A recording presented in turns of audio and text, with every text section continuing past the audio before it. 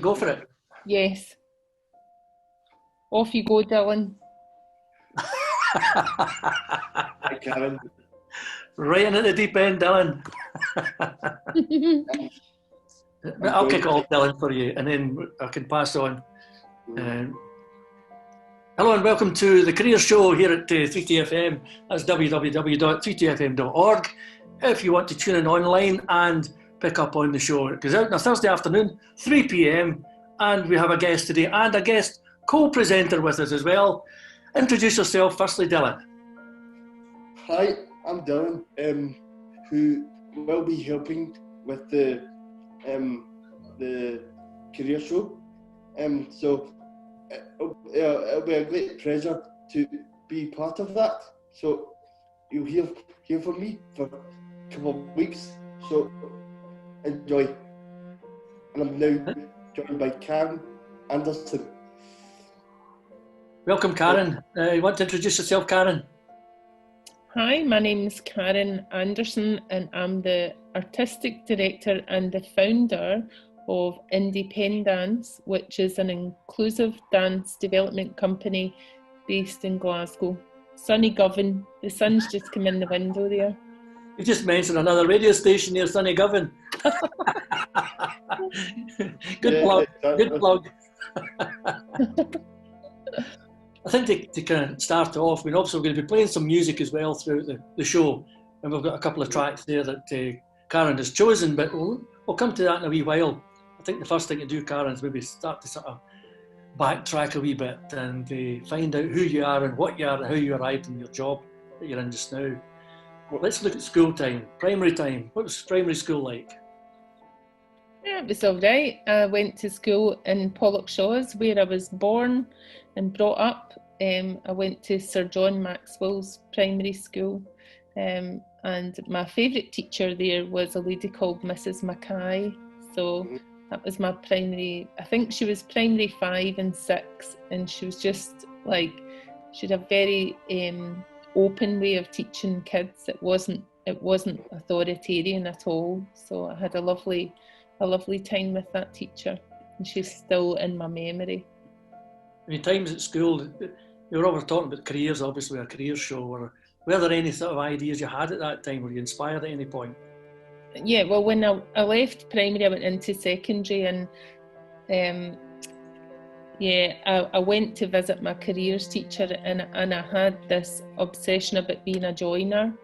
I wanted to work with wood, I wanted to work with my hands, and she basically told me that was not a girl's job, so unfortunately I didn't pursue that career at all. I did try and apply for some jobs, but the foreman just laughed at me and wouldn't entertain me, so I was left with a suggestion from my careers advisor, who said that I should go into childcare, social work. So I don't know how it came from going from being a joiner to getting involved in social care, but that's where I ended up. So that was my first move out of school into college to study social care. Why joinery? I mean, is there something in the family that inspired you?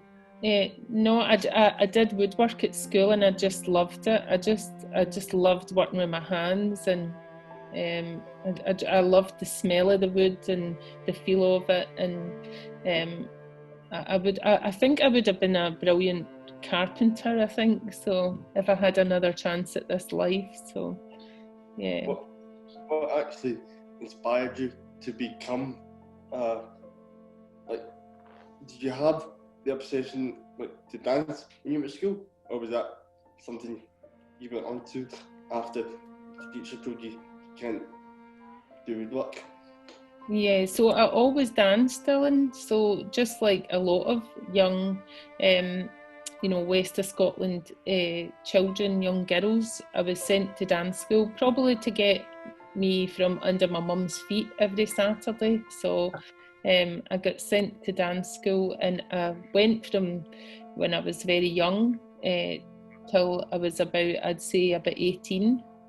I went to dance, but my mum and dad that was another thing that I would have quite liked to have done, to be a dancer, but my mum and dad were from very working class backgrounds, and they just told me not to be stupid, that I would never be a dancer as a career. So they ate their words later on in their life, but it's a kind of typical theme, isn't it, in Scotland, the west of Scotland, probably in particular, Karen, and you tend to say in the early kind of sort of days that the difficult part was to try and persuade a female to get into female type jobs and a male to get into male type jobs.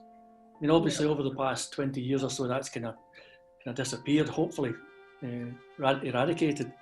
But did you feel that kind of pressure when you were younger? Yeah, absolutely. It was very stereotypical. You couldn't do what, you know, you wouldn't have dreamed of having. There was no girls in the electrical course, for instance, in the college I was at, and there was only 2 boys on my course. So that just showed you that, you know, where you were driven to, you know, it was almost like the destiny was chosen for you. And people just didn't think out the box. So, yeah. The subjects you took, I mean, I'm going to be a typical careers advisor here. The subjects you took, I mean, what were they? I mean, there's usually about 8 subjects you would take. Your English or maths, and what was the combination? Yeah. So I took, I would have had English and maths, arithmetic. I studied Latin as well, because they did it in that school. So I liked languages too. So I studied Latin and French. Secretarial studies, which I've fond memories of, like getting in a classroom with these big massive typewriters and the noise as well. I can still remember the noise of that. I did woodwork and geography and biology. That was it. So did you want to do hires? I didn't do hires. No, I went. I wasn't very. You know, at school it was quite. I found it quite difficult to be sticking to the rules. So because I was a bit of a rebel, so I wanted to leave school quite early. Because I didn't like some of the teachers that I had. So I went to study my O-levels again at college at night time, which I had to pay for. So I learned that I should have stayed at school, but because I ended up having to pay to study again, so and retake some of the exams that I had missed out on because I messed about at school. That happens a lot, Carmen. I mean, in my experience, and a lot of people, I was probably similar to yourself. You left school at 15, 16, you went into a job, and you never really took on education as a vocation. Yeah. It wasn't until later years when you started to say, wait a minute here, I think I've got a brain, you know, I can do something a bit different. What year did you go to your dance school? For maybe listeners that are taking inspiration from this interview. How many years did I go to dance school, Dylan? Yeah, I went to dance school from I was about 5 till I was 18. I think I stopped going when I was 18, just before I was about to sit my teacher's exam. So I stopped going because then I got a boyfriend, and then that kept me busy for a while. So, it's usually what happens, Karen, isn't it? Yeah. What I'm going to do just now is just go into the first track, and it's I think it's T-Rex, I Love to Boogie. Why have you chosen that, Karen? I just think it's a song that you can't sit still to. So, you know, I would often use that tune to get people going, and even if you're teaching and you've got carers on the outside, you know, I'll catch them, like, you know, tapping their feet to it, because it's got a nice rhythm to it. So like Mark Bolan. Yeah, and I loved Mark Bolan growing up. So he sadly died when he was young in a car accident, I think, if I remember right. So yeah, he was taken away too soon. But I I like T-Rex growing up as well. It reminds me of my childhood. So Yeah. Yeah. Well, let's hear that track. yeah. Okay, you're back here with Dylan, Eddie and Karen talking about Indepen-dance, but it's actually about Karen's life and career, finding out a bit more. We've been talking primary schools and secondary schools and things like that, but I think, Dylan, you touched on the dance side of things. I'm quite intrigued to find out a bit more about that, Dylan, with the dance. You did it up to 18 and you became a teacher. I didn't get my teacher's exam, no. So I left the dance school, and then as it happened, I started dancing and doing kind of private things, you know, for pubs and clubs. So I was dancing in a nightclub called Victoria's, which is sadly burnt down now. I was dancing in a ship that used to be on the side of the Clyde called the Tuxedo Princess. I danced on there. And then I also became the choreographer for a show bar called Bonkers Show Bar, which was quite famous at the time in Glasgow in the 90s. So I sort of realised quite quickly that I could make extra cash dancing. So my friend and I we were a sort of double act, and we would dance around lots of different clubs and pubs, just earning extra pocket money. But it was a great way to, you know, I wasn't spending anything on a Saturday night. I was out dancing and getting paid for it. So at your mug feet as well, Karen. What's that? I'll probably get you at your mug feet as well when you were out from under my mum's feet. Yeah. Yeah. Yes. Yeah. That's usually what happens, Dylan, isn't it? Where you go? I was earning lots of pocket money that allowed me to buy my first house when I was 23. So I did all right, actually. I had a car, I had my own car, I had my own house, and I was 23. So I did okay with it. Yeah. Is that your first job? Dancing, yeah.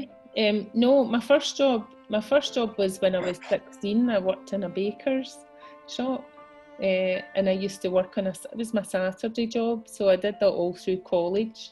And then when I was finished college and I was qualified in social care, and the manager of the baker's, the owner of the baker's shop said, "Karen, I know you've studied for 2 years, but I'd like you to come and work for me and be a manager of a baker's shop." And I was like, absolutely no way. What made you turn that job down? Because I wanted to go and work in social work. I wanted to do the job that I had studied for. So, and then I got my first job in social work, which was in a children's home. So. That was hard going then. It was quite a challenging job. I'll not paint it any other way. It was quite challenging because you were looking after kids that unfortunately either their parents weren't able to look after them because of their behaviour, or they had been, you know, abandoned basically. So it was quite a difficult job. So what made you want to start where you are just now? What inspired you to be where you are just now?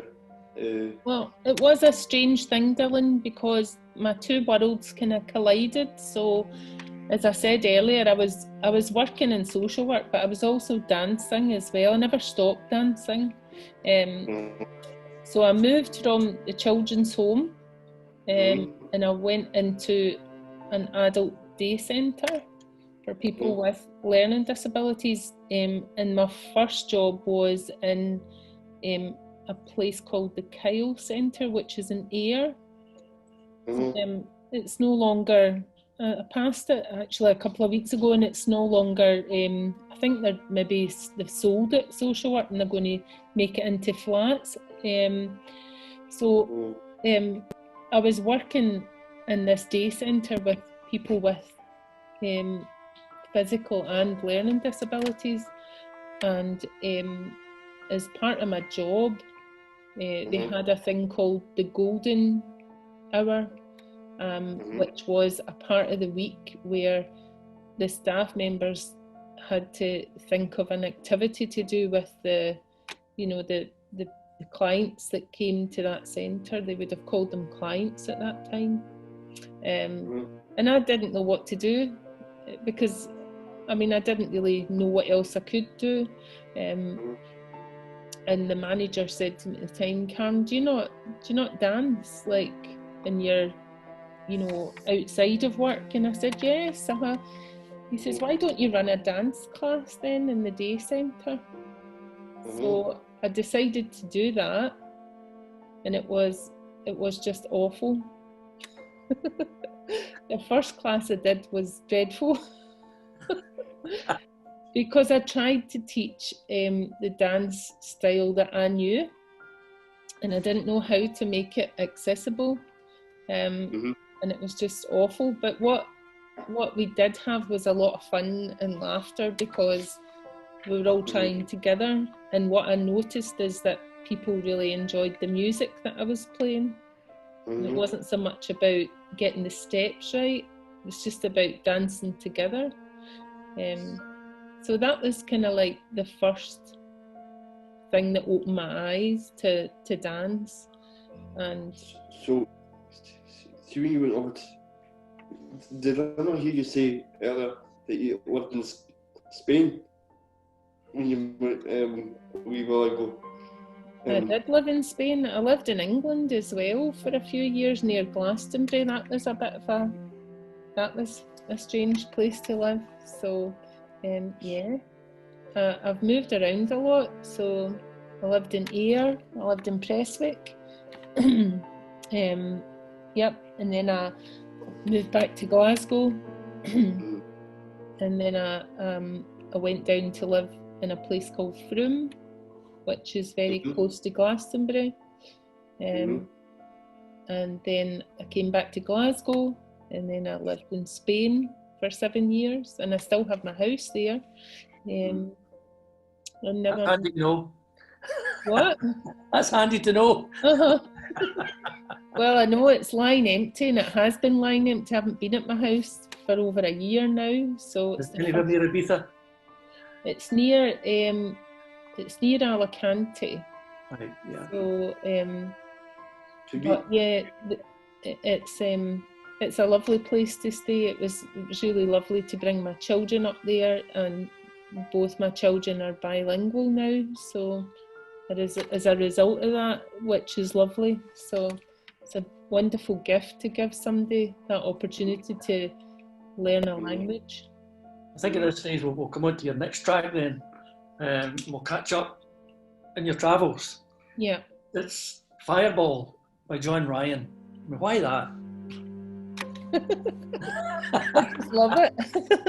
I just love that song, and we played it in Spain last year when Dylan and the Young Ones were at a festival that we were part of, and we got everybody dancing to it. It was great, wasn't it, Dylan? We've also played it at Silverburn as well, and we got everybody dancing to it there. It's very contagious, that song. You can't not dance to it. Try sitting still, it doesn't work. I do that track, see if you can sit still.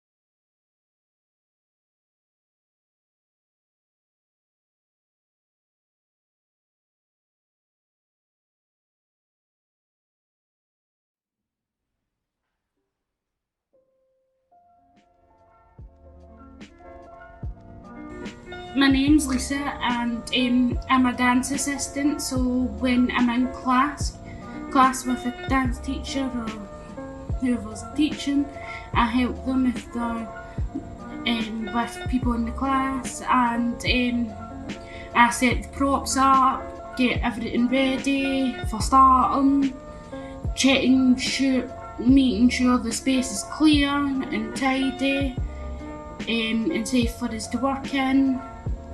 And my favourite, I don't really have a favourite song, so I like all different songs, and my favourite task is like when we go into different groups and we come up with different movements, and then we share it and put it together.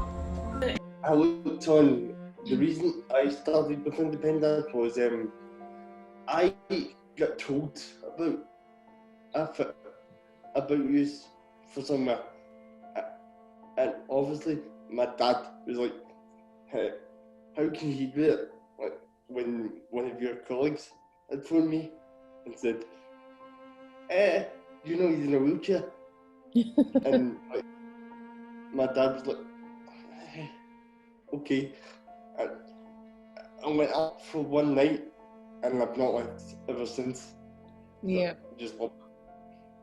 I think it's something we can come to now, maybe, Dylan, is talk about independence. When I say the independence there, Indepen-dance. Yeah. To talk a bit more about that, I remember a few years back, I did a radio broadcast. I think at the time it was called the Third Eye Centre. Yeah. And I think the lady that I actually interviewed. And also, what I was really intrigued with was that I interviewed two young lads who were coaches and had Down syndrome. And they were doing a kind of dance routine with people in wheelchairs. Now that was an eye-opener for me. And also it helped me when I was in Parliament to talk to a few of the young prisoners that were there, under 18s, and tell them this story, and they heard the actual broadcast. And it kind of inspired one or two people. I think Indepen-dance, maybe you could tell us, Karen, a wee bit how it started and where it's going. I think the start of Indepen-dance was a bit of a progression, like I had been working in social work, and then I started dancing, bringing dance into the work that I was doing there. And then I got the opportunity to become part-time dancer in residence for Strathclyde Regional Council. So I went all over Strathclyde Regional Council delivering dance workshops. Part of the week, and the other part of the week I would go back into being a day centre officer again. It got to the point where I decided that actually I just wanted to dance all the time as my job and not work in the day centre. And so I had to give up that job. And giving up that job, I decided then to start. I didn't start Indepen-dance as a company. I started it really as a project. So, and it was started to with just one class a week. So that was in 1996.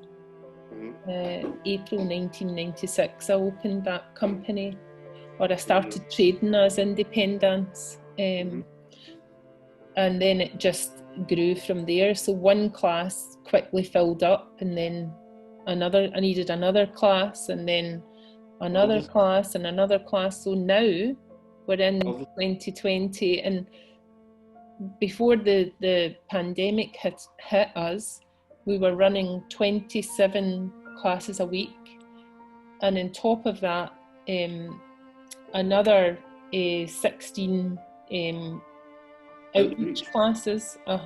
So it was like about 38 classes a week, and then we've got the 3 performance companies, which is Dylan's part of one of them, the young ones. We've got the professional touring company, which is called, it was at the time Indepen-dance 4, but it's now Indepen-dance Small Touring Ensemble. And then we also have the adult performance company as well. So the company's growing. It's sort of like mushroomed, but it's just like a seed, you know. I sometimes talk about it as planting a seed, and it's just growing over the years, you know. It's steadily growing and growing lots of different branches as well. So but I've always, obviously it's been a labour of love for me. I mean, you know, but it wouldn't be what it is without all the people that are involved in it now. So the board members, the staff members, the volunteers, and of course the people that make the organisation is the members that come to. Because I've been with Independence for a long time, so it's probably been, for me especially, now seeing it for so long, it's just growing and growing and growing. For you can, but obviously, you can't do it yourself. But obviously, you need supported. And I also, as long as I know I'm a dancer, but I also give my time up to support the company, because if we didn't have the capability or the financial side of it, we couldn't do what we do right now. Yeah, that's really important, Dylan. So the organisation is a registered charity, and as such we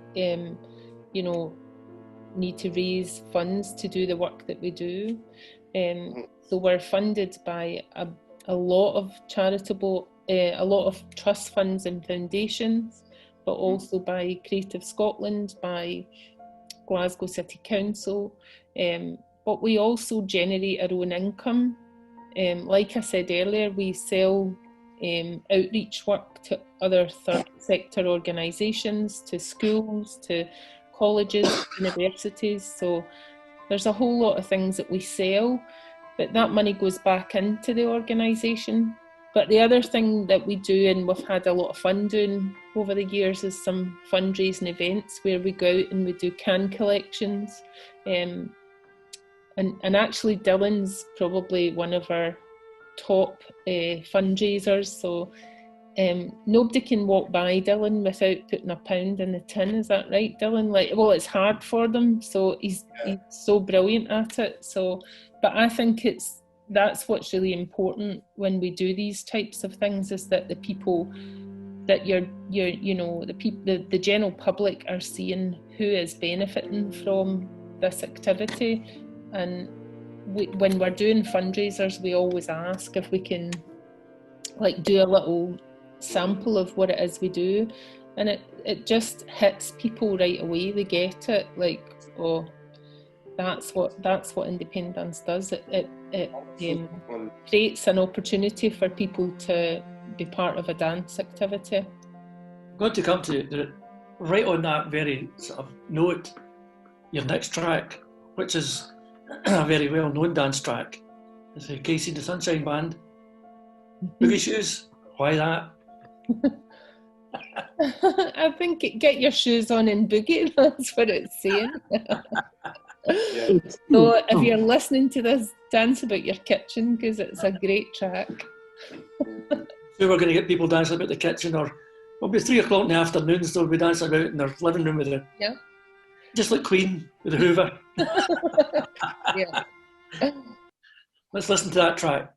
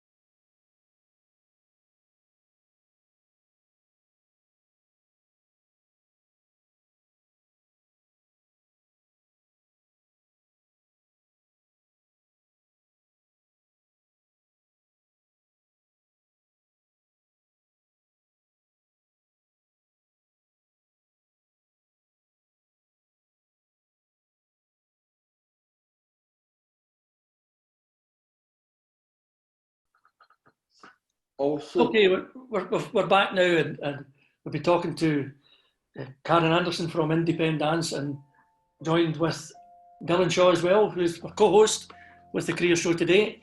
Dylan, is there anything you want to sort of ask Karen on the sort of run up to the final track?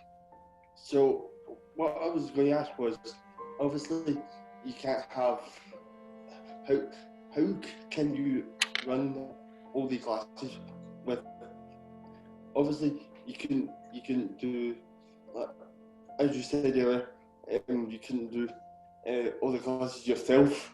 How did you get people to help you? Yes, that's an interesting question, Dylan, and a really good question. You know, sometimes people found me, and sometimes I found people, so it was a bit of both. But there's a teacher that's very well known to you, Wills McCaslin. So Wills teaches for Indepen-dance. But I met Wills when he was 12, and he came and worked as part of some of the projects we were doing when he was young, and was inspired by what we were doing, and is now, you know, one of the many brilliant teachers that we have. So some teachers have found us, and others I've found them. So, but I needed to find people that could work, and it's really important that I say this, that could work with people who danced in a different way. That's all. It's just people have different abilities, and they were just dancing in a different way, and I needed to have teachers that could embrace that.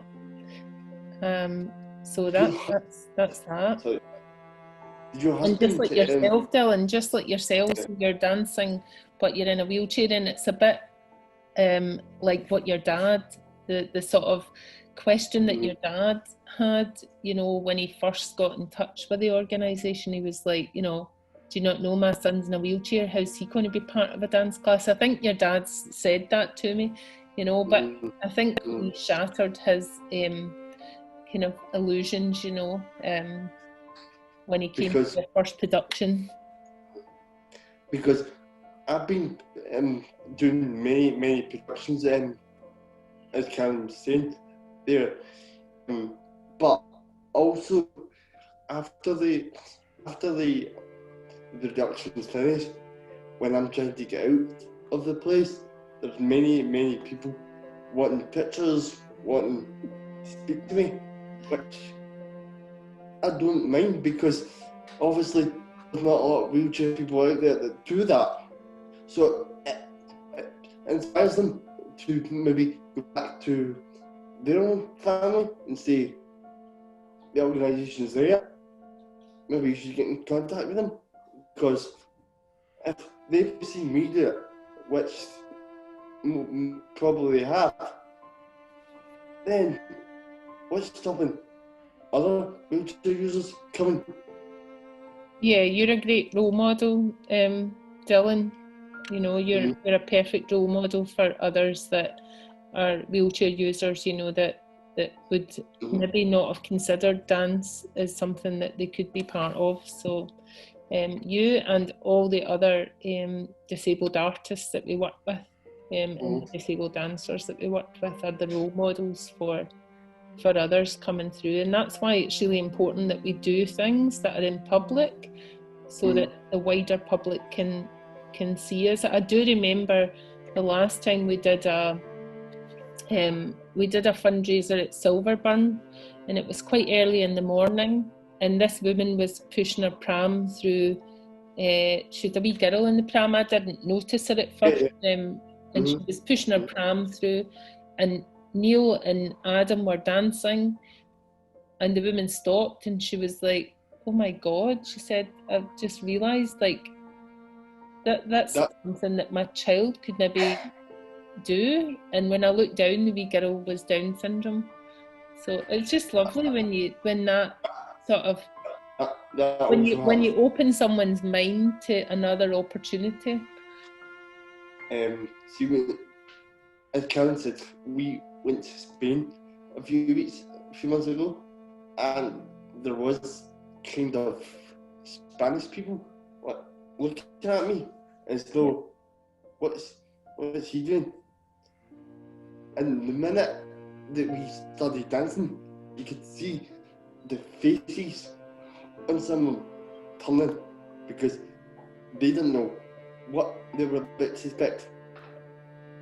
I Because think that's the problem, Dylan. It's a perception thing for people. When you see somebody in a wheelchair, they all of a sudden see limitations, Yeah. you know, and which is wrong, as we know, because we've worked quite a lot with lots of disabilities from the mental to the physical side, and we realise that there's no limitations.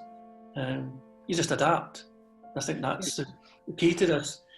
And here you are, Dylan. I mean, you're a prime example. You're doing a broadcast, which you didn't think you could do when we had our first conversation. Here you are, you're doing your first broadcast, and hopefully that'll inspire others. That's the key to it. The key to anything I do within the career show is to inspire. because And somebody like yourself, Karen, are people that inspire. because obviously I didn't really speak Spanish, but Karen's daughter, Mora, was saying that somebody was trying to talk to me and I couldn't understand what they were saying. Obviously, Mora's fluent in Spanish, so she came over and helped me. Mora has been. Do you mind if I say this to you, this Karen? Because a lot of people don't know what inspires me. Obviously, there's a lot of people who inspire me, but the main person that inspires me is Karen's daughter. Because if I'm struggling, she would come over and help me. But if nobody knew what condition I have, they'll just walk away. So it's a prime example. So I've been dancing with Mara for I think 4 years. So she's been a really big help to me, and I want other people to hear her story. If we could get her involved on this as well, Karen, because obviously she has started when she was a baby with you, obviously. So she's been in the company since I don't know how long, but before she was born. Yeah, Maura will maybe tell you the story of but when we took the adult company to Belfast. Maura had to come with me because I was still breastfeeding her at the time. So I was still feeding her, so I couldn't leave her like behind. She had to come and tour with me. And she was on tour with us, and it was a big company that we were with, all the adults. There's usually about 38 of us tour when there's the adults touring.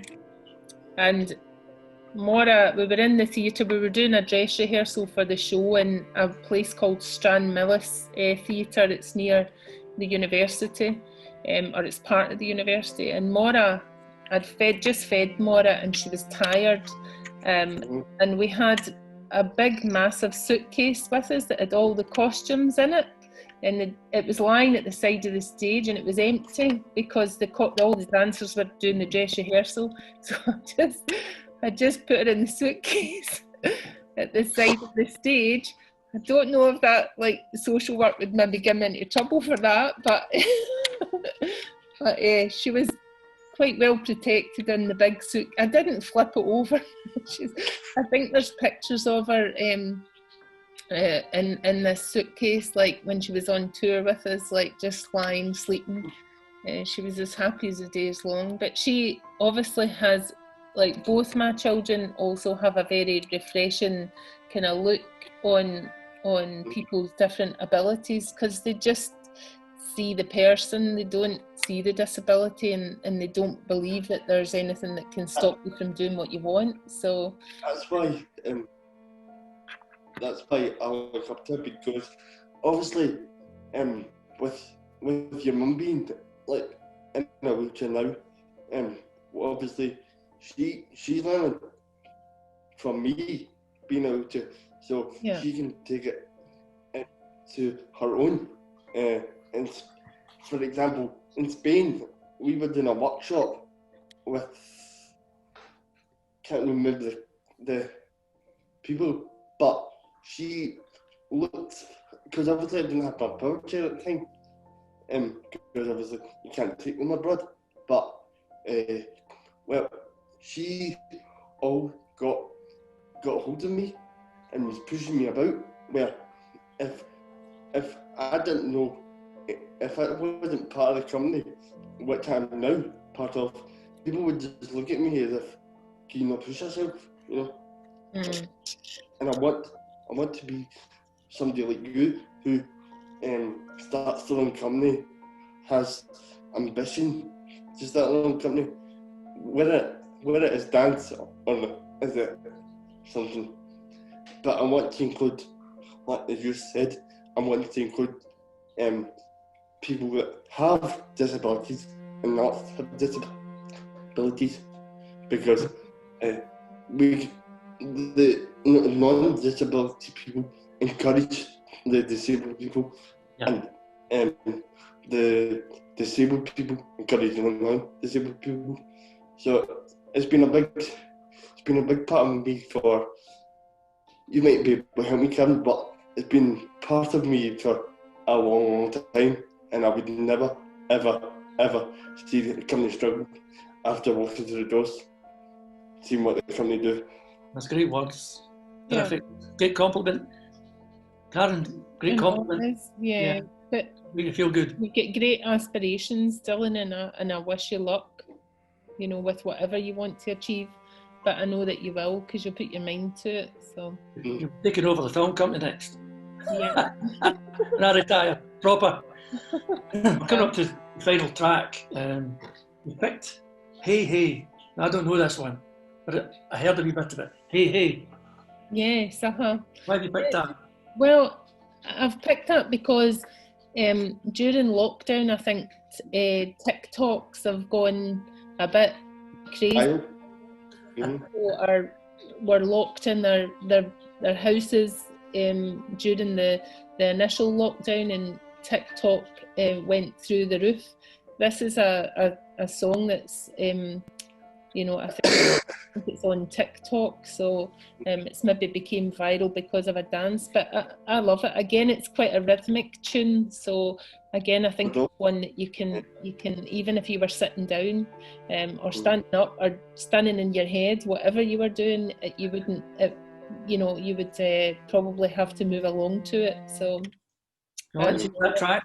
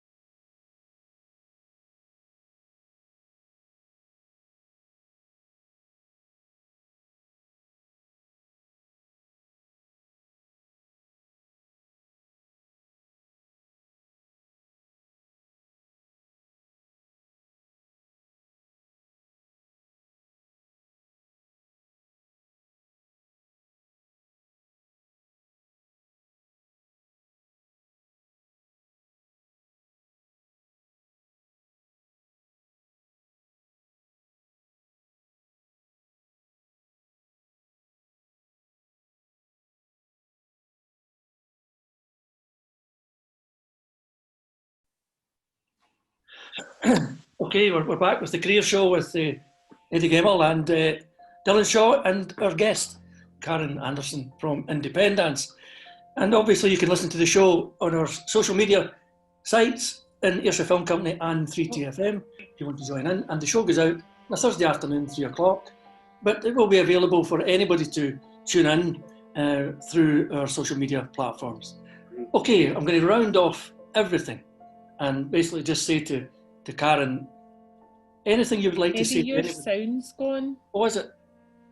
Is the sound gone? Can you pick me up now? Are we back? Are we back? I can't hear you, Eddie. Can you hear me? Yes, I can hear you, Dylan. I can hear you both. Oh, Eddie, right, You're back?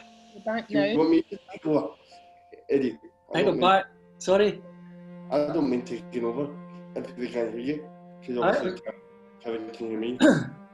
I'll just round Oh, this and wee I bit can't off. hear you now. So, So maybe, can you hear me just now? Yeah. oh, Are we back? Can we hear us? Testing, testing. that's it now. I can hear Testing. you. Uh-huh. I think it's Can you hear me? internet. I think it's internet. Right. Okay, what I'll do is I'll just quickly go in and finish this wee bit. Then, Yeah. okay, we're back here with the Career Show with Eddie Gemmell and my co-presenter Dylan Shaw, and we have our special guest Karen Anderson from Indepen-dance.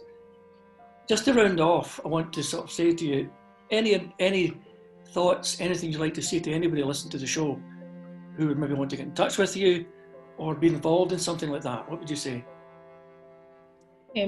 I would certainly say that at this time, this moment in time that we're in, although we have saw a change in what we've had to do, the staff at Indepen-dance reacted incredibly quickly and moved everything into a digital world. So we had to react to ensure that we were still providing some service to the people that we provide the service for and with. So if anybody's sitting at home and thinking, maybe Indepen-dance are not running their classes, we're trying to look at opening them back up again, but we have to stay within the guidelines and the restrictions that the Scottish Government put upon us. But we have got a lovely online programme of 12 sessions a week. So, and it's a variety of things. So people can do creative movement classes. They can do chair yoga. They can do a cuppa and a catch up even. The social class, the family disco. There's a whole range of things on, and it's for all ages and all abilities. So do get in touch. You can find out information from our website, which is www.indepen-dance.org.uk, and you can also find us on Facebook and Twitter and Instagram, and we've also got our own YouTube channel where you can see a range of filmed guided activities. So if you don't want to join the things online, it makes you feel vulnerable, you can actually just join on from your own home. You can click on our YouTube channel and watch some things that might inspire you to dance. So I'm going to ask you how you want to finish off. I've got 3 or 4 tracks. Which one would you prefer? I mean, we talked about Spiegel, Mavericks. You want me to put a bit of the young ones then, because yes, do not know a lot about the young ones. Probably if it would help. With if you've got a younger, is it 16 to 20? 25, or young ones, which I'm going to talk about now, for anyone who is in that category. So we are a small-ish company that put on performances. So we have done, if you like performing, then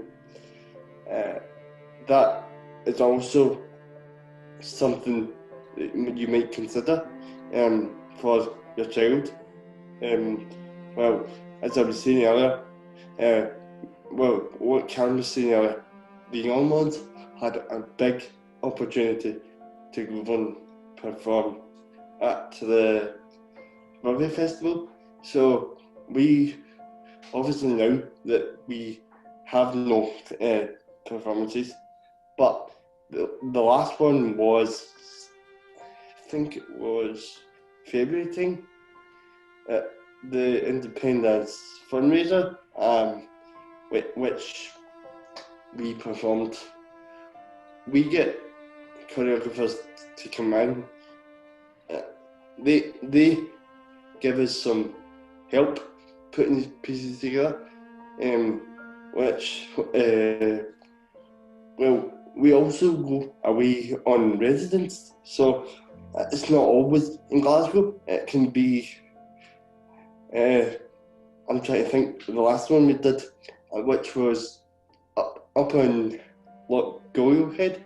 So we sometimes go away and take inspiration from where we've been, and then not all the time, but sometimes we come back and put this in the studio, where we can put all the pieces together, or we go and make the piece while we're away for people to, when we go on tour again, to come and watch. So if it does sound something that you want to go and look at for your child, please look on Indepen-dance Facebook page, because we're looking for, like, I'm not saying that people might want to perform, but it's an opportunity for people that might want to come home and see us perform. But obviously we can't perform just now. But if you come along to what, if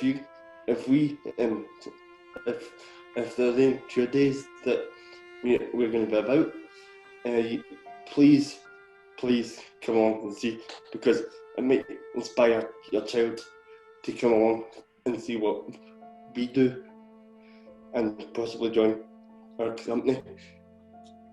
Well, on that very note, I think we will finish with, do you want the Cliff Richard version, or do you want the actual Young Ones television programme version? Or we'll play the two, or mix the two in. Oh, you could, yeah. Cliff Richard version of the Young Ones is good, yeah. I think we'll go for that. We'll finish off with that. Well, thank you very much, Karen, for joining us on the show. Dylan, thank you very much for being co-presenter, and we're looking forward to the next one, which I think you're already sizing up. I think it's Karen's daughter, is that right? Is that going to be our next venture into the podcast world? Because I want to hear, I'm not being harsh, but I want to hear what kind of, not being nasty by saying this, I want to hear her side of it, working when she was a wee baby, if you Karen. Especially that suitcase. We'll maybe get Karen to bring in the suitcase as well. Probably. She's got horrible things to say, but funny things to say. But yeah, I'm sure she has. Massive thank you to you, Karen, from me. And please, if you want to listen, go on www.3TFM Career Show, and you'll be able to get this podcast available soon, I think, Eddie? Yes, we'll have that available, and we'll have it also on all our Ayrshire Film Company platforms as well. And also, Karen, I think you're going to share within the social media side within Indepen-dance. And thank you very much for joining in the show. It's been a pleasure. I love the music. I'm thinking of bonkers. I'm trying to wonder if I actually was standing at a bar having a few beers and you were up dancing. Yeah, you'd probably have seen me in the past. It's been a great pleasure to have you on the show, and thank you very much, and thanks, Dylan. Thank you. Thank you.